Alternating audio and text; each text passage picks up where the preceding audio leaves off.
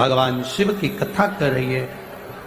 डाब को, कुसा को 3 जगह पर, पहला द्वार से अंदर प्रवेश करते समय सीधे हाथ पर कहीं पर भी रख सकते। दूसरा, पूजन का जो स्थान हो, पूजन की जो जगह हो, वहां अगर कुसा नहीं रख सको तो कुसा का आसन जरूर रखो। अगर कुसा नहीं रख सकते तो कुसा का आसन जरूर। तीसरा, रसोई घर के अंदर जहां पर परिंदा हो, मटका हो, हंडा हो, उसके आसपास में कहीं थोड़ी भी जगह हो, एक छोटी सी भी कुसा अगर अपन ने रख रखी है तो घर में कभी भी बड़ी बीमारी प्रवेश नहीं कर सकती। एक कुसा भी अगर हमने रखी है, एक डाब भी हमने रखी है, हम तो यहां तक कहेंगे, शिव महापुराण की इस पवित्र कथा में आप लोगों से कहना चाहेंगे,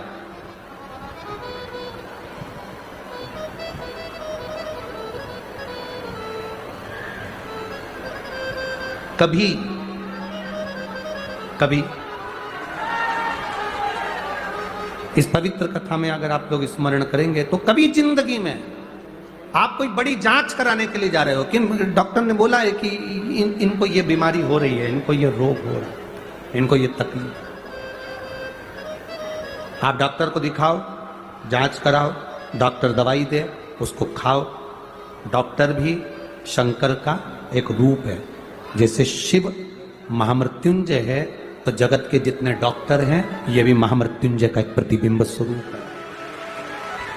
आप इनको दिखाओ, डॉक्टर भी शंकर का एक स्वरूप है। ऐसा नहीं कि तुम डॉक्टर को नहीं मानोगे, डॉक्टर शिव का एक तत्व स्वरूप माना, महामृत्युंजय माना गया, आप दिखाओ।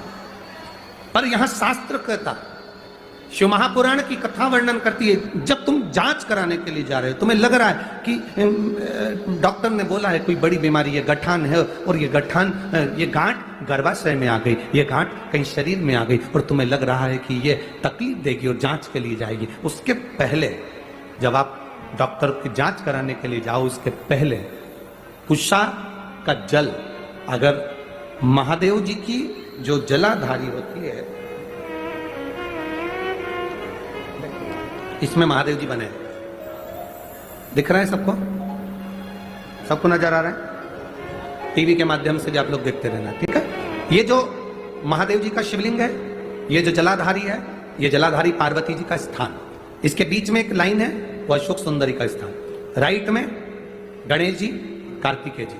शिवलिंग के ऊपर जो जलाधारी रहती है जिसमें से बूंद बूंद पानी टपकता है, ये शंकर भगवान की 5 लड़कियां, जया, विषहरा, शामलीवारी, दौतली, देव, शिव जी की 5 बेटी। जब तुम्हें लग रहा है कि कोई बड़ी बीमारी हमारे शरीर में प्रवेश कर रही है और डॉक्टर कह रहे हैं कि इसकी जांच होगी, उसके पहले कुशा का जल, डाब का जल, ये अशोक सुंदरी का स्थान जहां पर है और शिवलिंग का जहां स्थान है, इसके बीच में जो जगह खाली पड़ी रहती है, इस स्थान पर अगर हम कुशा का जल, डाब का जल चढ़ा देते हैं और उस जल को उस स्थान पर जहां तुम्हें लग रहा है कि इसकी जांच होने जा रही है, उस स्थान को लगाकर जांच के लिए जाते हैं, कभी जिंदगी में बड़ा रोग प्रवेश कर ही नहीं सकता। कुशा का जो जल होता है, डाब का जो जल होता है, ये साधारण जल नहीं होता महाराज जी, इसको साधारण नहीं कहा सकते। कुशा के जल को साधारण नहीं कहा सकते।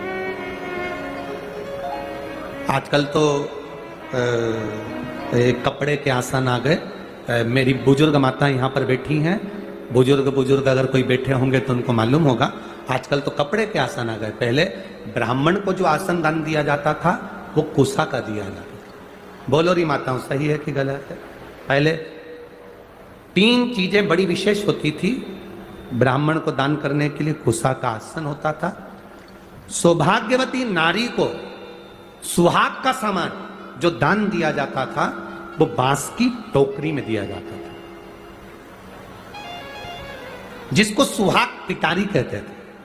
अब आप क्या क्या कहते हैं हमें नहीं मालूम, पर हमारे उधर तो सुहाग पिटारी कहते थे। पिटारी का मतलब होता है उसमें बांस की डलिया, ब्लाउज के पीस रख दिया, कुंकू रख दिया, हल्दी रख दी, मेहंदी रख दी, चूड़ी रख दी, जो तुमने रखा वो बांस की पिटारी में रख। बांस की पिटारी में क्यों रखते थे? हमारे यहां बांस की पिटारी की महत्वता क्या है? हमारे सनातन हिंदू धर्म में बहुत सी चीजें हैं जिसकी बड़ी महत्वता है महाराज। जैसे शादी के मंडप में बांस लगाना, वंशकार समाज के जो भाई होते हैं जो बांस का काम करते हैं, लोग भले कुछ भी कहें कि ये वंशकार है, ना ना ना, शिव महापुराण की कथा कहती है वंशकार बांस की डलिया का निर्माण करता है। जैसे बांस कभी समाप्त नहीं होता, लगा हुआ बांस में से बांस कटता जाता है, बांस फूटता जाता है, बांस कभी समाप्त नहीं होता, जिसमें से पैदा हुआ फिर होगा, उसको काट लो फिर होगा। उसी तरह वंशकार समाज जो बांस की डलिया का निर्माण करती है, वो वंशकार समाज बांस की डलिया इस भाव से बनाती है कि जिसके यहाँ शादी में जाए, सुहाग पिटारी में जाए, उसका सुहाग खूब बाबा कृपा बना कर रखे, उसका वंश खूब। अब लोग वंशकार, आजकल राजनीति के अंतर्गत चलते चलते तो हम क्या बोलें, बस बोल नहीं सकते, क्योंकि राजनीति के अंतर्गत सारी समाजों को तोड़ दिया गया है। ये समाज का है, वो समाज का है, वो समाज का है। पर शिव महापुराण की कथा कहती है ब्रह्मा जी के द्वारा प्रकट हुए मनु और शत्रुपा, इन मनु शत्रुपा की आप और हम सब औलाद हैं। कौन ब्राह्मण, कौन क्षत्रिय, कौन वैश्य, कौन शूद्र, ये सब भगवान की औलाद हैं। इनमें कोई भेद नहीं होना चाहिए, सब एक होना चाहिए। पर थोड़ी सी राजनीति, थोड़ी सी वोट के चक्कर में लोगों ने अपने अपने समाजों को तोड़ दिया। गलत है। ये शिव पुराण रखी है, 1 2 3 4 ब्राह्मण, क्षत्रिय, वैश्य, शूद्र, 4 पाए पर ये पोथी रखी है। उसी तरह हमारे ब्राह्मण, क्षत्रिय, वैश्य और शूद्र, ये 4 भारत के वो स्तंभ हैं जिस पर ये पूरा सनातन धर्म टिका हुआ। ये 4 ऐसे स्तंभ हैं जिस पे पूरा सनातन धर्म टिका हुआ है। पर वोट के चक्कर में, राजनीति के चलते हुए आज इन सनातन धर्म को तोड़ने के लिए लोगों ने विचार कर लिया सनातन धर्म ऐसे नहीं टूटने वाला।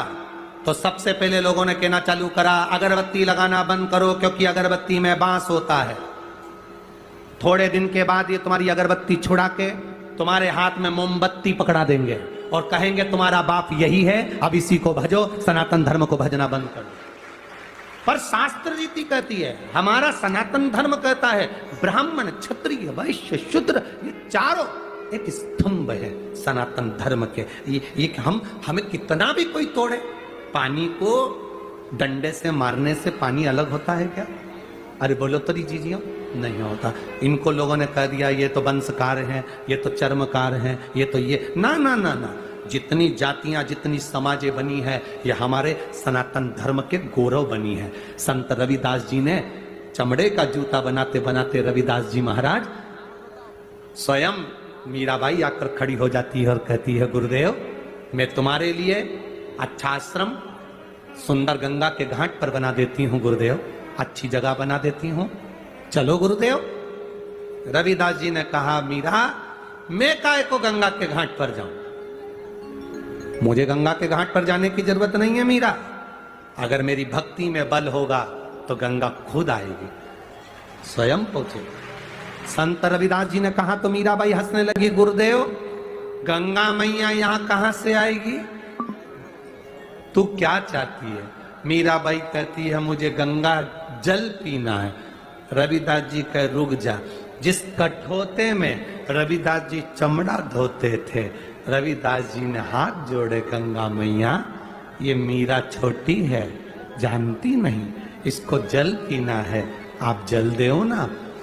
छोटे से कठोते में जिसमें रविदास जी चमड़ा धोते थे, उसी चमड़ा धोने वाले पात्र में से हीरे की चूड़ी पहना हुआ एक हाथ निकल कर बाहर आ गया, उसमें गंगा का जल रखा हुआ। मन चंगा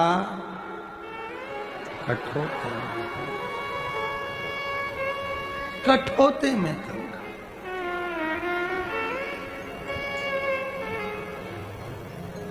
प्रसन्न हो गई मीरा।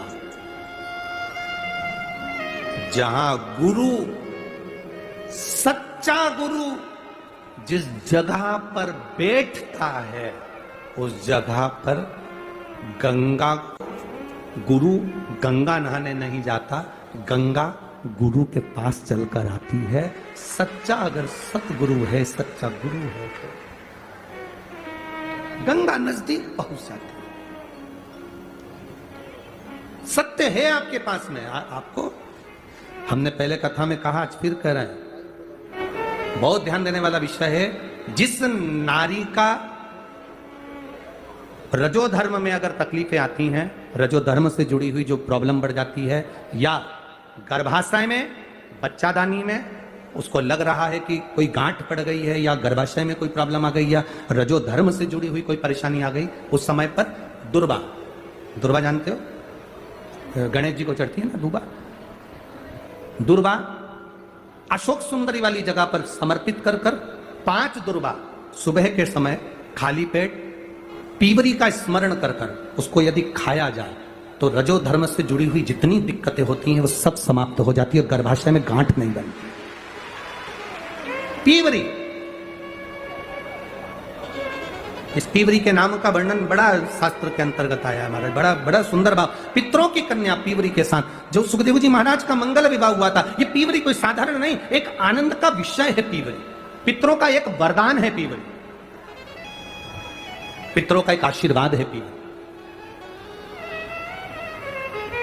ये उनके लिए भी काम करती है पीवरी जिनका 2-4 महीने का बच्चा हुआ और अवर्षण हो गया, फिर 2-3 महीने का बच्चा हुआ फिर गिर गया, फिर 2-4 महीने का बच्चा ठहरता है फिर गिर जाता है, उसके लिए पीवरी का नाम बड़ा काम आता है हमारा, बहुत काम।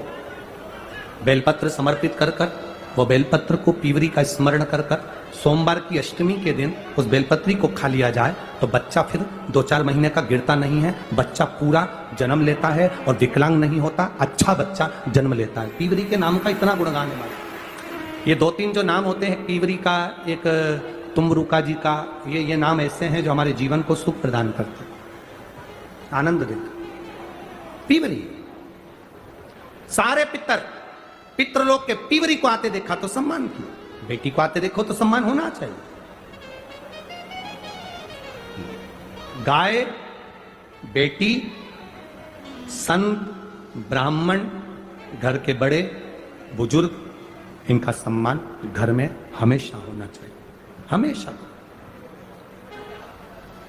शंभो शरणे मांगू घड़ी दे, दुख काटो दया करी ने दर्शन, शंभो शरणे। ये सुख का विषय है पीवरी। पार्वती जी मिली अपनी मौसी से, पीवरी से, मैनावती अपनी बहन से मिली। पीवरी के चेहरे की चमक इतनी थी, पार्वती जी ने पूछा मैनावती से, मां ये कौन है, इतनी सुंदर, इतना चमक।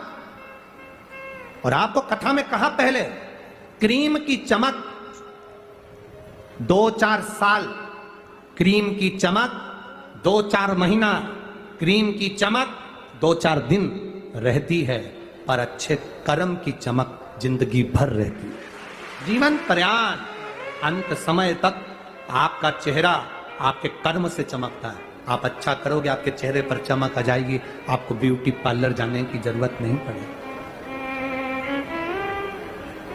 कहां जा, आजकल तो इतना फैशन बिगड़ गया, इतना फैशन बिगड़ गया महाराज।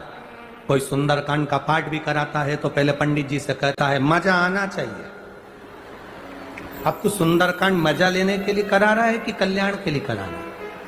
महाराज ऐसा सुंदरकांड का पाठ होना चाहिए सबके पांव थी रख जाए। तो एक काम करना, सुंदरकांड काय को करा रहा है, किसी और को बुला ले, सबके पांव थिरक जाएंगे।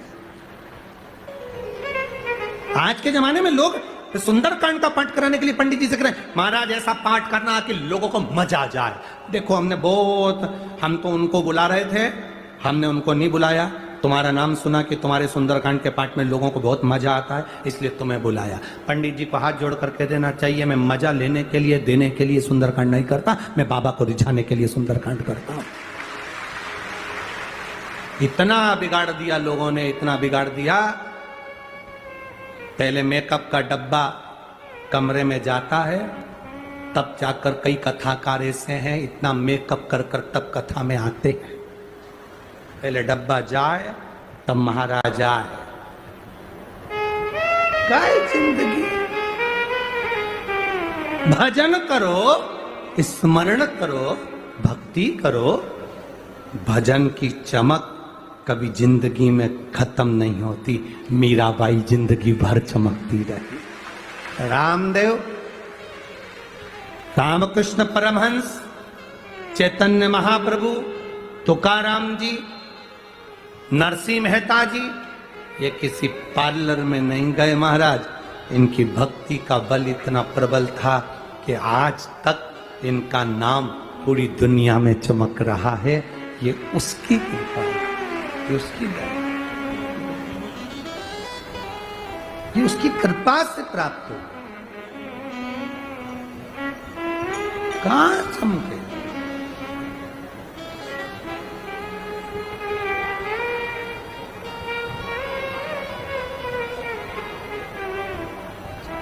कई लोग हमसे भी कह रहे थे, गुरुजी तुम्हारे बहुत सारे बाल उड़ गए। तो हमने पूछा क्या होता उससे? अरे गुरुजी आजकल तो बहुत अच्छे अच्छे बाल आते हैं, इसे चिपका लो। हमने कहा जनता देख रहे हो, जहां से आते वहीं पकड़ के तो हमारा कुर्ता खींचती है। एक आध ने खींच लिया तो कल्याण कर दे, तो क्या उसका? अरे महाराज, ये चमक, ये दमक, फुल वन में महक, सब कुछ मेरे भोलेनाथ तुम्ही से है। ये सब उसी का तो है जो हम भज रहे हैं, हम स्मरण कर रहे हैं। आप करो भगवान की भक्ति। बुजुर्ग माताओं को देखना, जितनी बूढ़ी बूढ़ी तुम्हारी सास है ना, तुम्हें तो तैयार होने में 2 घंटा लगता है, सासू को कोई तैयार होने में टाइम नहीं लगता।